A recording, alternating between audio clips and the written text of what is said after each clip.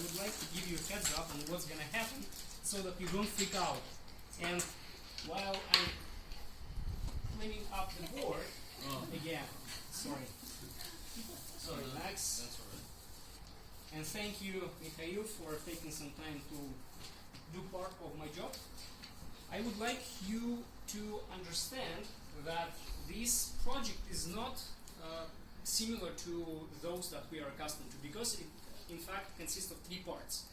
First, I will give you a presentation, then we will do a role play that will highlight the facts and aspects that we will hopefully learn from the presentation. And then we will have an open floor discussion on what we've done well during the role play, what could have been done better, and so on. Right? And what are we going to be talking about tonight? We're going to be talking about something that we are all born with. Our ability to converse, to talk, to communicate to each other. I'd like to see a show of hands. How many of you have ever tried rock climbing or done mountaineering or hiked in the mountains? Okay, so just a few of you. For those of you who have never tried this, I have to say that rock climbing or even hiking in the mountains has a lot in common with conversing, with conversations. How come is that, you ask? Well, very simple. Let me take you on a rock climb. I'll draw a high mountain here. Our goal would be to go all the way up. Imagine that we are experienced rock climbers.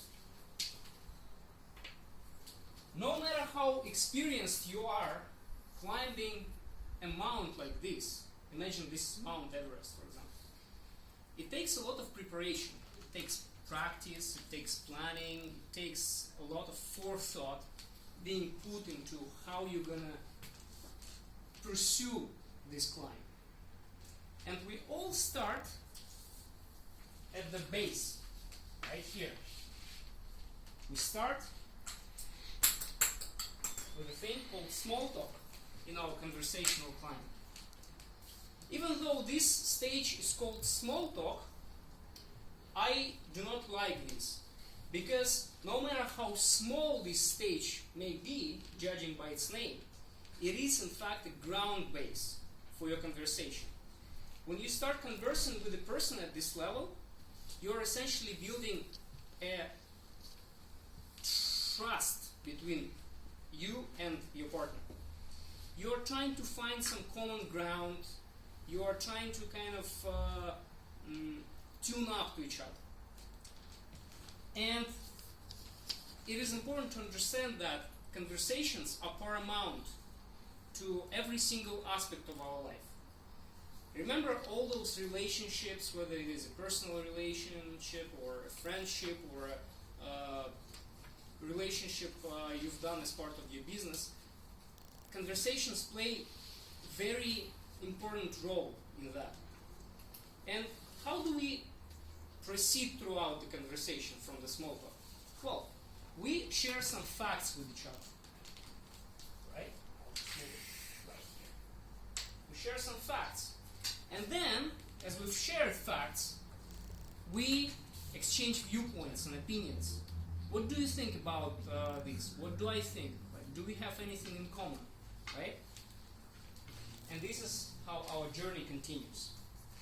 It is important to understand that as we climb up the mountain, we cannot jump from the very beginning to the very top unless we are Superman. So it is important to kind of gradually take your time to climb up. And then finally, once you've established the trust with each other, once you found the common ground with each other, then you can proceed to the level known as personal feelings, when you trust each other.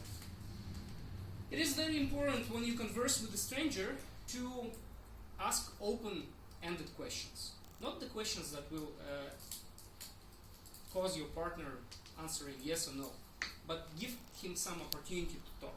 And in order to show you how it works, I would like to ask Mikhail, as if he didn't have enough stress presenting his speech just a few minutes ago. Please Now I assist can me. relax.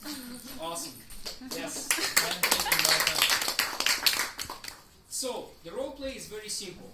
Imagine that Mikhail and I have just met at the Toastbusters Club during the break, fast forwarding our meeting a little bit further. And it is true that we've seen each other a couple of times, but we don't know each other. And honestly, I didn't even know Mikhail's name up until tonight's meeting when I came and approached him asking to assist me in this role play. So, here we go, just getting to know each other right in front of you. Hey Mikhail, how are you? Hi Max, I'm doing alright yourself. Good to see you. It's quite empty here tonight, don't you think? Yeah? Well, I remember coming to the Toastbusters meeting a few times before, and I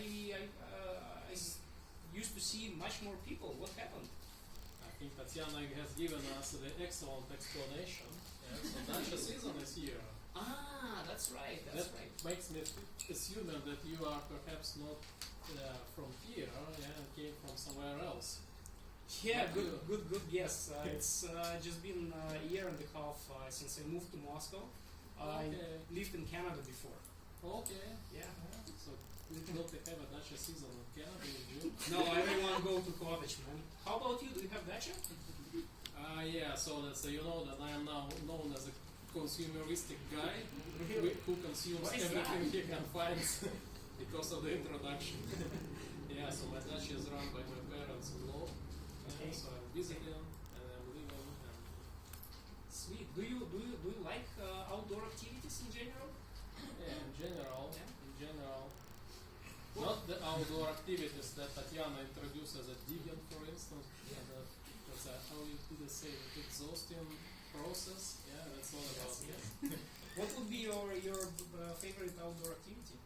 I don't know, go for bicycle. Oh, you like biking? Yeah.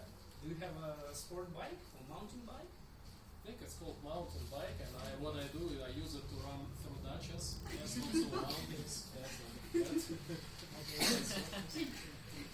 Okay. Have you been to the recent Toastmasters picnic? yeah, and barbecue, right? Yes. You've been there, right? Weeks ago, yes. I don't recall seeing you there. Did you come late? Because I was late. Yeah, I was there since the beginning. I don't know. How come we didn't see each other? I have no idea. I was on the stage because I was together with Veronica. I was one of the hosts of the event. So our objective was to entertain you. Oh my gosh. And that makes me think that perhaps we didn't do our job. I missed that part. Well, that was my bad. But my point was that on my way to the picnic place, I actually saw a ground where the bikers were practicing. Did you notice that? No, I did not. You did not. It was, there was a staircase that you had to take in order to go down to the playground, and right underneath the bridge there was this ground. So Yeah. would you dare taking a ride there? Perhaps, yes. Yeah. Have you ever been to any extreme biking shows? No. I only watched the video on YouTube about a crazy guy who was running like hell through the mountain, and he had, I think, this how it called, like the camera, and it was all shaken. The speed was very fast, and that's my only experience. I'm sorry. Well, maybe we can go and try visiting one of those shows together sometimes, because I'm sort of into biking as well, because my cousin, he likes mountain biking. He goes downhill very fast, and I personally think that he's a daredevil, and he always encouraged me to check out those extreme biking shows and so on. Yeah. Yeah, but perhaps that was a video from your cousin, yes? Together we will slowly ride around the mountain and watch your cousin. That's right. Yeah. By the way, what's up with the snake on your neck? That's my barbecue buddy. how does it relate to barbecue? Why do you call it barbecue? Yeah, we had certain activities during the barbecue, and that was one of the accessories for barbecue. And since that I fell in love with the snake, and I don't actually Tell like me it. more about it. What did you do with it? I just pulled it like that. Someone told me that if you read the manual about leadership, it says that you need to be a good listener, and this guy is very good listener. He always listens, never interrupts. I enjoy very much that. So he's always taciturn. Yeah, indeed. I see. Well, thanks. Time to go, Thank you. man. Nice meeting We'll you. chat with you later. Absolutely. Cheers. Okay, ladies and gentlemen. So now that our role play is over, it's time to have a discussion. What could have been done better? What did we do well?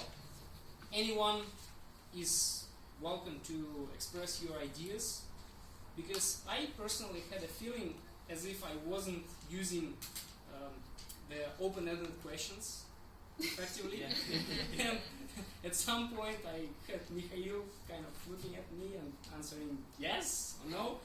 So that was one of the weak points that I saw. Any other ideas? Any other thoughts?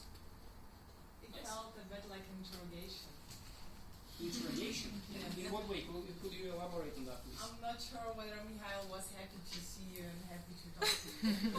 And you both had few of the quite awkward moments when you failed to remember that he was on the event we had a few weeks ago, and Right. you went, oops. So that was quite awkward. So what would you do in order to avoid such awkward situations? That's a difficult question. Maybe yes, that was absolutely correct. You had too many of the non-open questions. I see. Max, you had some ideas? Yeah, I think the questions were right because the problem was that Michael wasn't interested beforehand.